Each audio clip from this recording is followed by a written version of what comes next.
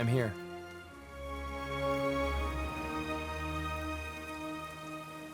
Yes?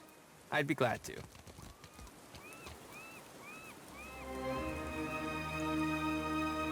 Something I can do? Light of Aethys be upon you, neighbor. Are you looking for survivors?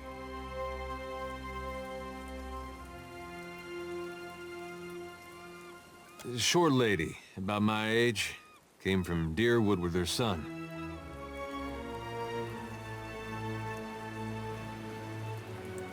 Let's see. Freckles, braids, usually. Punches you in the arm if she likes you, face if not. Oh, and that's if you're lucky.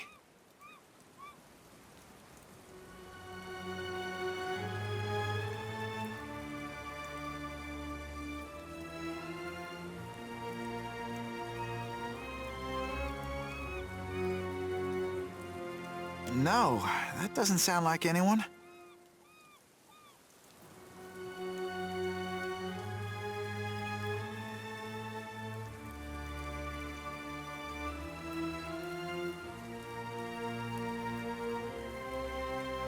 You gotta be her son.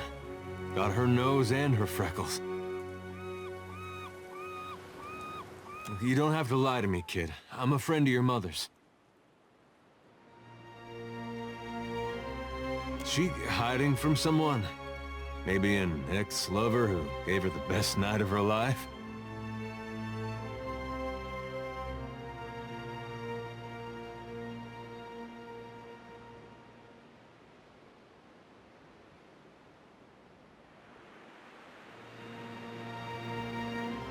No, I misspoke. Forget it. Just tell me something. Your father, you know him? I'm sorry, who are you?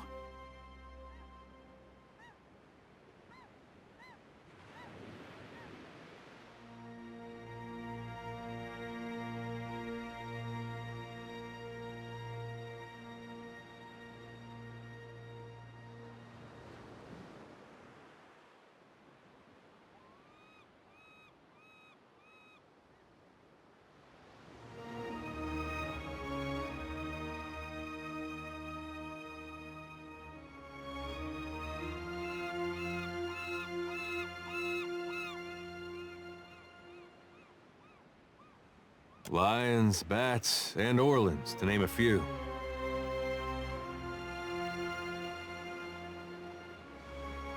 Yes, I knew my father when I was very young. He was a man of strong faith.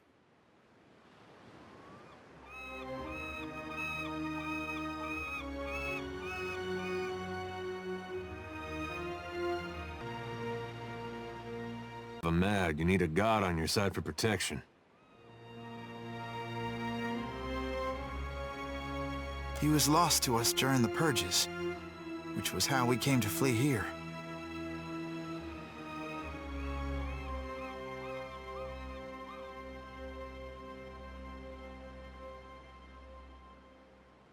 So you met him?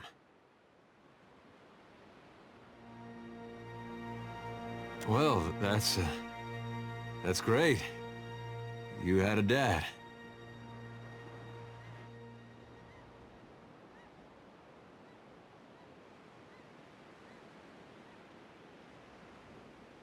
Where's your mother now? Got a lot of catching up to do. My mother is with Aethys.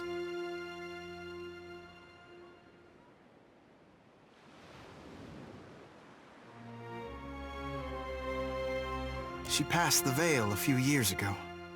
A flu.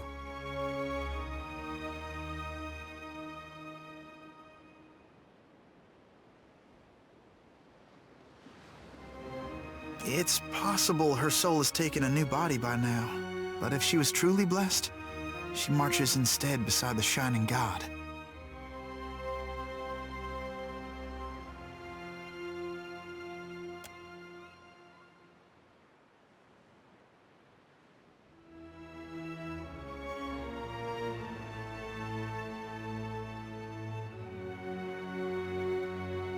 You lied to us. Said you didn't know her. Expect me to believe this now?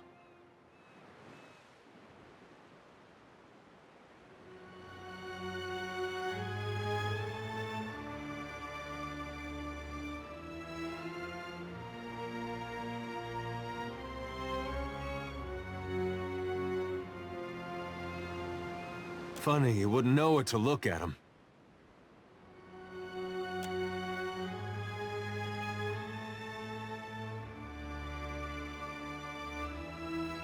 I'm not lying.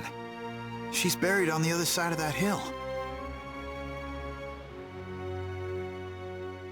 How could she be gone? Don't be troubled by her passing. All souls that march with Aethys receive his warmth and light.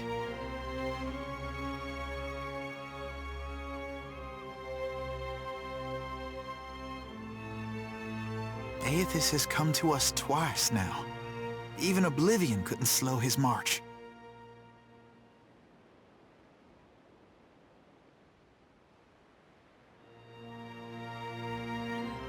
We shouldn't have opposed his first coming.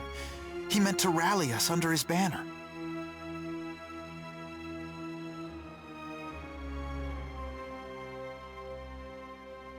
I know a lot of dead deer woodens who will be relieved to hear that.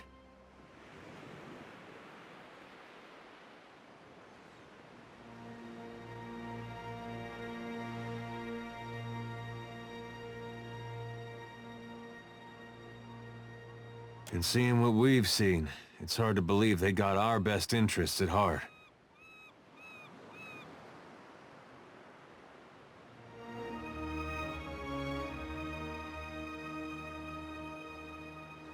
Aethys forced everyone to declare themselves as ally or enemy, nothing more.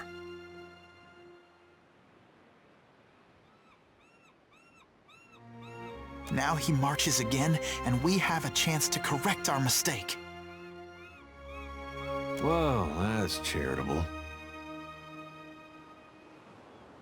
I would like to have joined him when he passed this way, but I was weak. It won't happen again.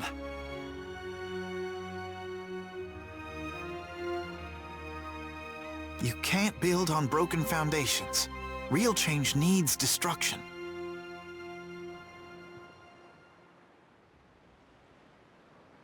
I trust my God knows better than I do. He knows truths I'll never learn. And got that right. I was once lost. I struggled as you do now. But the partisans of the lighted path have restored my faith in Aethys.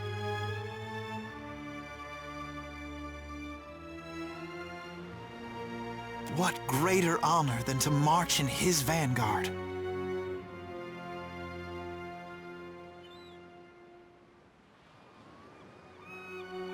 We began as children of the Dawnstars, separated from each other as we questioned our purpose.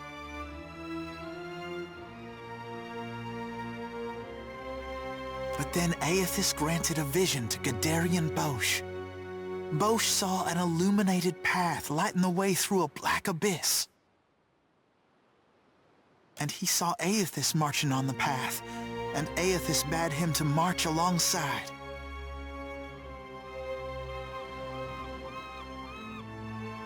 Not quite how I've been seeing it, but everyone's open to their own interpretations.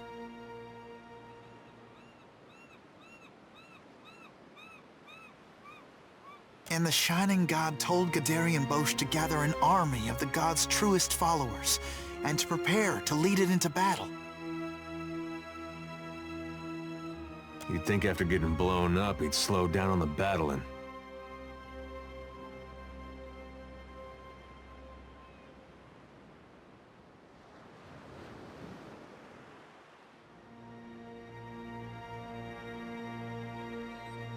Aethys himself has appeared in Deadfire in the form Gadarian Bosch foretold. That's more proof than any of his faithful could ever ask. What fortune to be given this opportunity, to know our God in the living world. It'll be a great journey, but we're prepared. Gadarian Bosch knows the way.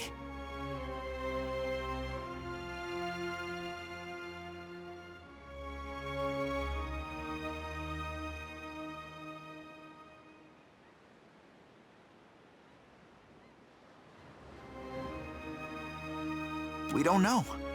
The end of the path hasn't been revealed to Gadarian Bosch yet. But to the faithful, it shouldn't matter. Gadarian Bosch warned us. Those outside the partisans may ridicule us and test our faith.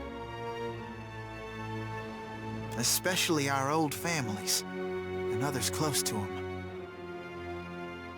We've learned it's best to keep to ourselves and those with open minds, which relations and friends mostly aren't.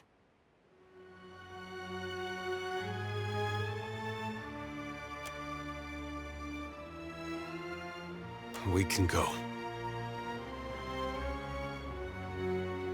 Hey, kid. What was your name again? Bairn. Right. This lighted path fellow, Bosch. Sounds interesting. There's some way I can meet him? He's usually on the move, rallying followers. But the partisans of the lighted path often gather in the temple of Aethys in Nekataka. I am soon to go there myself, in fact. There's an adherent there, Ogna, who initiates new partisans. No doubt she'd be pleased to help you.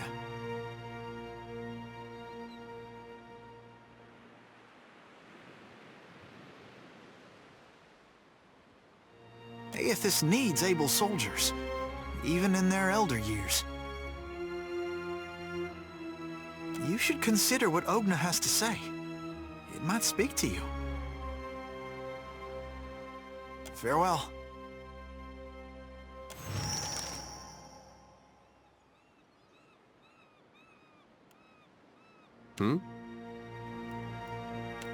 I got time.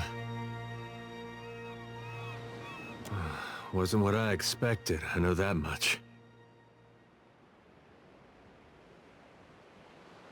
I had this idea that maybe I'd get along with him.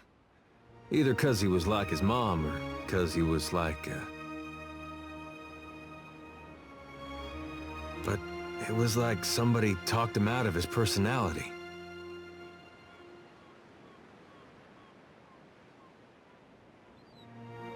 When he looked at you, you got the feeling he was looking at someone a long ways behind you.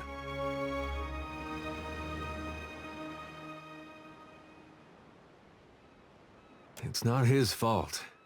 He's alone out here. And his mom was such a force.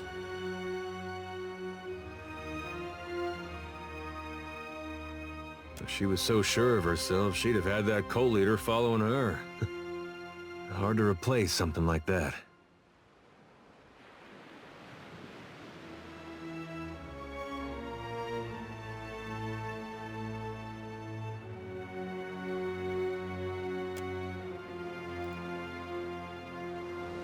I'm here. Absolutely.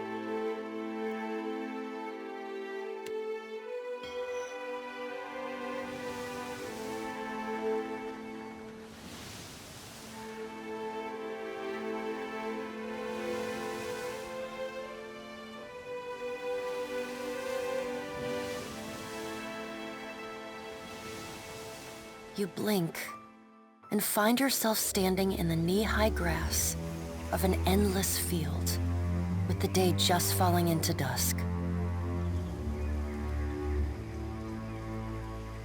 Then, the earth falls away. The wind ceases, and you are sent tumbling up into the dark of the sky. Watcher. The voice of the Pallid Knight shakes the earth at your feet. You have returned to Bareth's realm, your soul once more called to attend the wishes of the God of Death.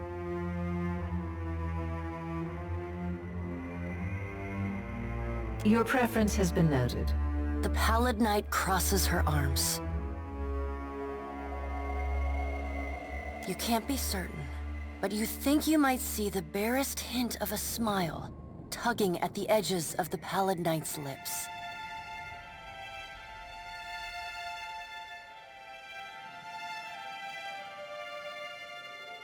Once again, you have spoken with the Child of Light. Tell me what you have learned.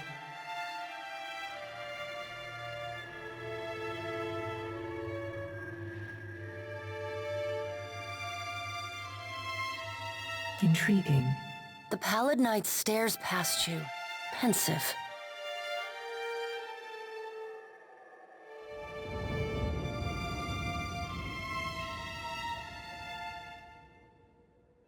While attend. Tell me what your many eyes perceive. Her words ring out, and a heavy silence descends. In the silence breaks the murmur of countless voices. They speak all at once in languages both known and unknown to you.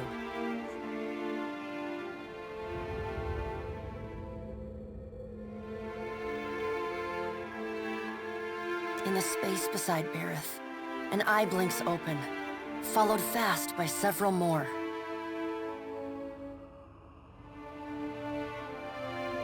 They are round, keen eyes of Kith, the slit eyes of snakes, the small, dark marbles of birds, the bulbous lanterns of deep-sea fish.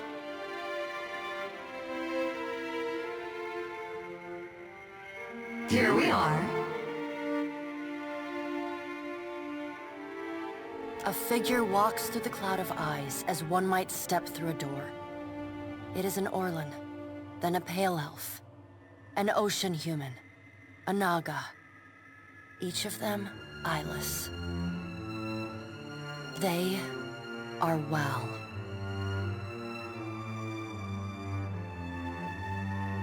This is the first interesting thing to happen in ages, and we do so love a riddle.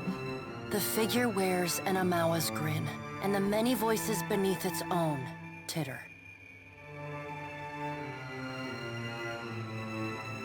Some things must be lost to be found again. You knew that once, when you buried my scroll beneath the earth in Black Meadow. But it seems you have forgotten.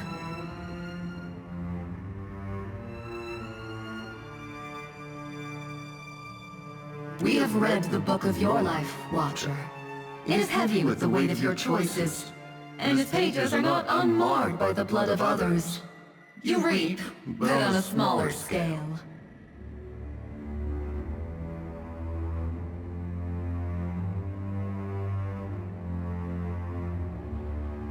We see between the strings of the world, and Eothas is there, strumming them like a lute. His tongue is still, yet he sings of a coming joy.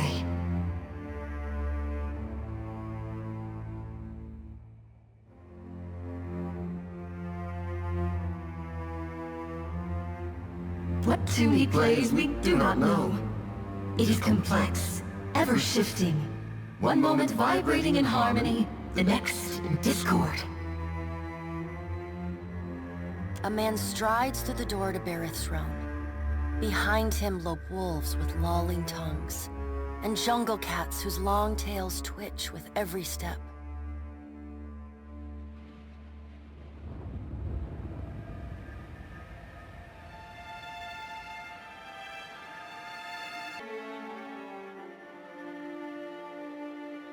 and he brings with him the wild heart of Eora's untamed places.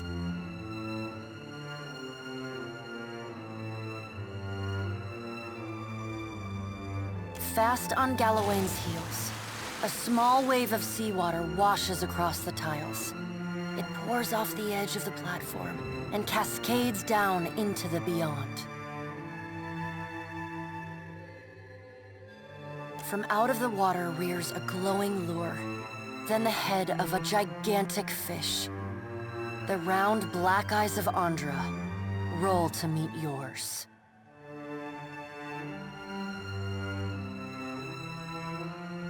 My gift-bearers bring to me that which kith most want to forget, and in their memories I see you as Wild does.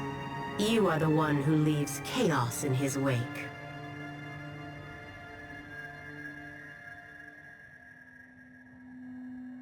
You knew one of them once, my gift-bearers. Meneha. She longs to forget and to help others do the same. But when given the chance to aid her, you did not.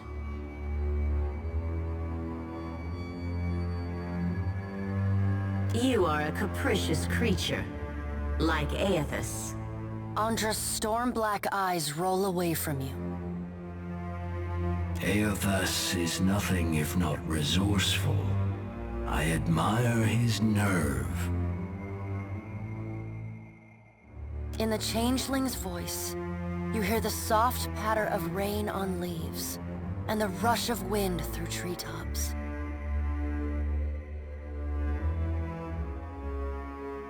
No, he is a creature of the pack left long alone. Without our strength behind him, he is weak. If his journey leads him back to us, he has proved himself worthy of return to the fold.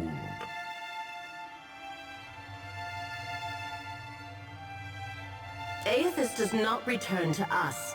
He returns to execute some grand plan. We must stop him. Andra's voice rises like a tide, panic riding its crest.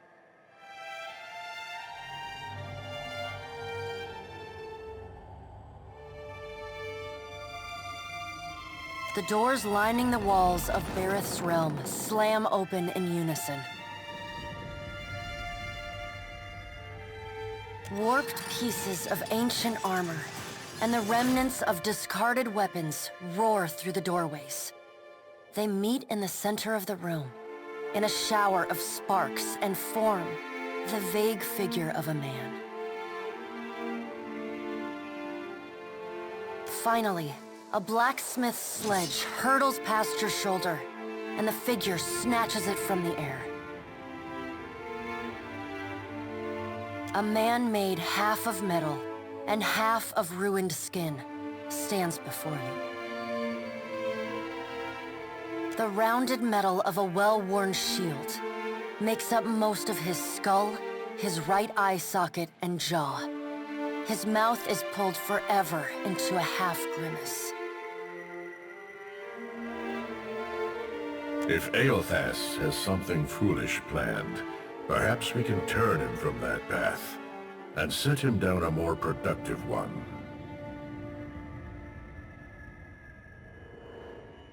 Abaddon's words crash and screech together, like long steel gears forced to movement for the first time in centuries. Abaddon speaks with a child's naivety.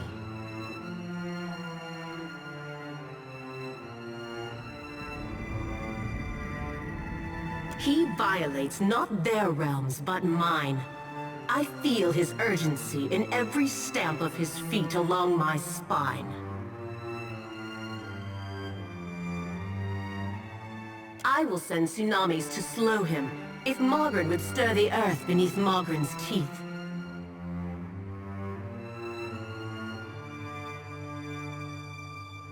The water at your feet recedes. Lava oozes up through the shallow water, and a woman made from the guts of the earth emerges. She settles her characteristic broadsword on her shoulder, and sighs a cloud of smoke and ash. Magrin returns. In the age when our steps carved valleys across the face of Eora, our bodies were impervious to all but the strongest attacks.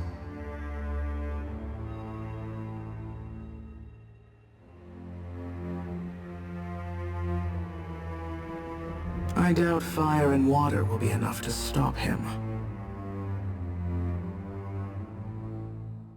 But I will bear down upon Aethys with all the heat and fury of the earth. If I must.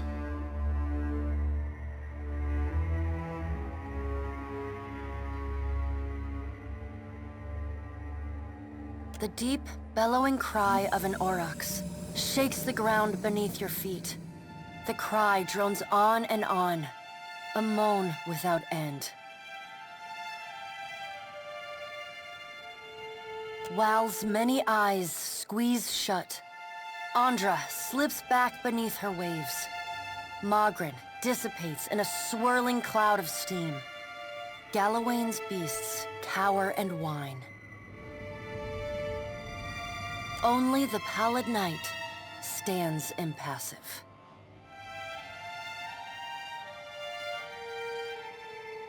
My end comes to all things in time. Should Aethys care to hasten the inevitable, I welcome his efforts.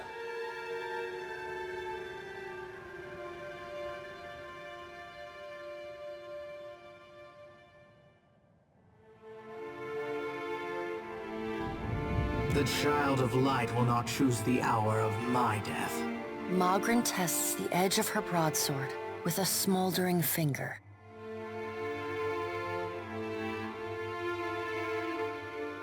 He sows chaos in his longing for a radiant dawn.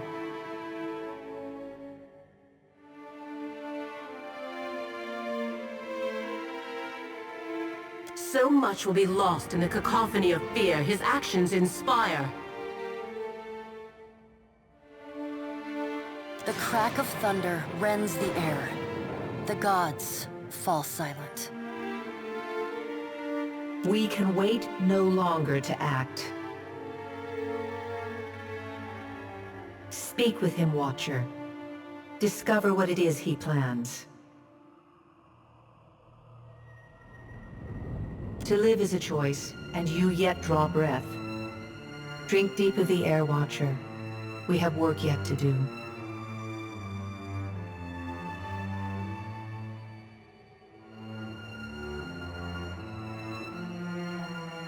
The warmth of the pallid night's breath blows soft on the back of your neck, though she stands nowhere near you. Water begins to creep across the floor. It swells, runs swiftly, and catches at your ankles. You scrabble at the tiles, but it's no use. The current's pull drags you off the edge of Bareth's realm, and into the fathomless beyond. You splash down in water so dark you can't see the bottom.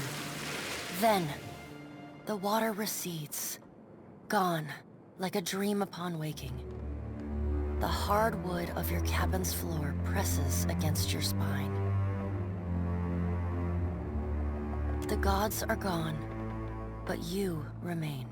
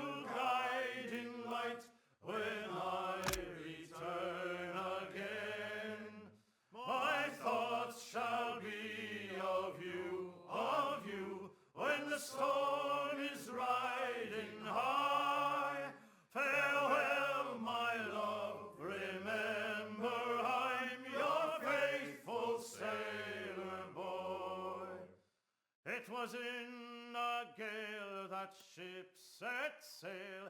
He kissed his love goodbye.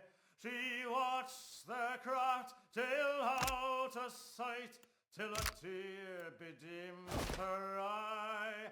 And she prayed to Undra in the deeps to guide them on their way. Those loving parting words that night re-echoed in her